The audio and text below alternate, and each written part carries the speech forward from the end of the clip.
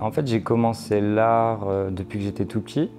Je dessinais beaucoup, j'étais hyper introverti. J'étais le mec, comme j'avais pas de potes, je ramenais des dessins de graphes pour draguer les filles. Je mettais leur prénom sur un papier, j'écrivais «Tiens Chloé, c'est pour toi».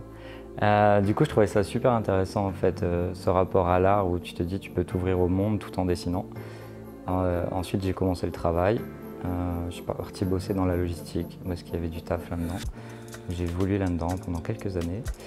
Et quand j'ai eu 27 ans, en fait, en soi, comme j'avais pas d'enfant, pas de maison, que j'avais pas forcément avancé dans ma vie, je me suis dit, bah, risque, tente et essaie de faire quelque chose de ce que tu as fait avant quand tu étais plus jeune. Du coup, je suis arrivé à la peinture comme ça.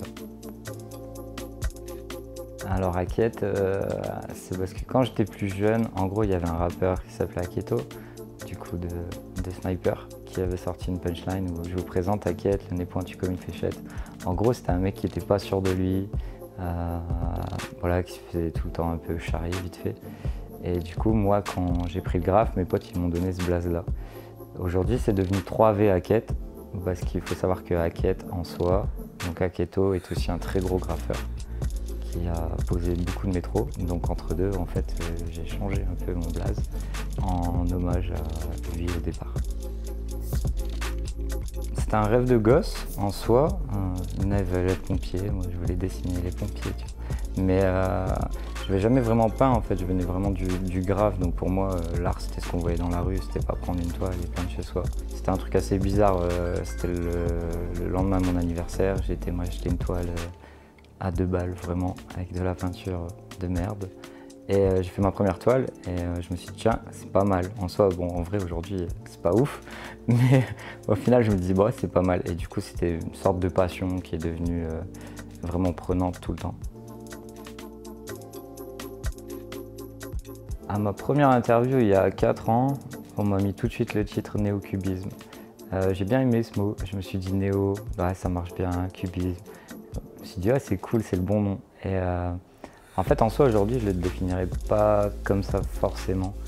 Je pense vraiment que je suis sur de l'isométrie, sur des formes géométriques au maximum. Le but, c'est d'apporter une perspective 3D, une sorte de profondeur au maximum. Dans le graphe, on peut avoir un gros niveau si, par exemple, on passe des lettres les unes au-dessus des autres, jusqu'à temps que personne ne comprenne plus rien. Et en fait, moi, c'était un peu ça. C'était emboîter des formes géométriques, mais pour en faire un personnage. Voilà, à l'époque, on avait tous les Black Books, les magazines Graph Bombs, voilà, je les achetais tout le temps. Et je regardais un peu les styles, du coup je faisais beaucoup de white style que j'aimais bien. Ça vient aussi de là, les formes géométriques en fait. Au départ, je trace tout, donc je fais pas de dessin, je déteste le dessin. Pour moi le dessin, c'est comme on n'arrive pas à l'objectif tout de suite, ça me saoule. Du coup je trace tout vite, au Posca, je rature pas, en fait je garde même les erreurs. J'essaie de m'y adapter, c'est une bonne démarche, du coup je garde la spontanéité du graphe.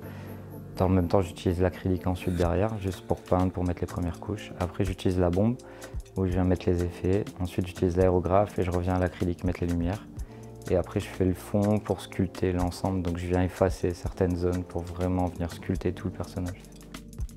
Je me suis beaucoup inspiré d'artistes au début, énormément. Je regardais beaucoup Georges Condo. Sauf qu'en regardant Georges Condo, tu te rapproches de Georges Condo.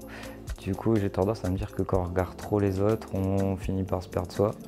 Donc il faut rester soi avant tout. Du coup, ce qui va m'inspirer, c'est plus l'énergie d'un artiste qui est complètement différent du mien. Par exemple, Basquiat, j'admire l'énergie, j'admire le temps, j'admire en peu de temps tout ce qu'il a fait, toute l'énergie qu'il a mise. Pour moi, l'art en soi, c'est tu racontes ta propre histoire aux gens et tu n'as pas forcément besoin de défendre une démarche en fait. Pour moi, tu racontes ton histoire, c'est de toucher les gens par ton histoire et ta peinture. Et tu n'as pas besoin de développer plus ton travail que ça. En soi, tu fais juste ce que tu aimes et ça plaît ou ça plaît pas, c'est tout. Alors en fait, j'ai reçu un mail où on me demandait de signer un papier confidentiel, comme quoi il y avait un très gros client anonyme qui allait me contacter. Je me suis dit ouais, c'est une blague, voilà. Et derrière, en fait, j'ai reçu l'autre contrat avec l'autre entité un peu plus grosse. Et ils m'ont expliqué qu'ils voulaient que je peigne une toile et que Coca voulait que j'ai une toile dans leur prochain clip publicitaire. Du coup, voilà, de là, j'ai peint beaucoup. Et en fait, au départ, on m'avait envoyé aussi une vidéo de Transformer, voilà, où la voiture se transforme et on m'a dit « Bam, ça va ressembler à ça ». Je fais « Oh là là, ok ». Donc moi, j'étais parti sur un perso le plus compliqué du monde, quoi. J'avais mis 1000 formes, enfin, c'était encore pire que Transformer. Et en fait, au final, ils ont choisi une ancienne œuvre de 2021. Une petite femme au chapeau, voilà. Au départ, elle s'appelait juste La femme au chapeau. C'est hyper drôle. Du coup, que j'ai retransformé, j'ai modifié, j'ai appelé Divine Idyll. Parce qu'en fait, pour moi, c'était vraiment un peu l'âge du Christ et tout. Je me disais, ah ouais, moi, 33 ans, j'aurais l'âge du Christ, il va m'arriver un truc de ouf et tout. Au départ, je dis ça pour rigoler, et à force, avec le temps, je me dis, bah, ça fait longtemps que tu le dis quand même, tu vois, genre, c'est un peu bizarre. Et voilà, en soi, ça arrive à 33 pieds, je me suis dit, ah, c'est cool.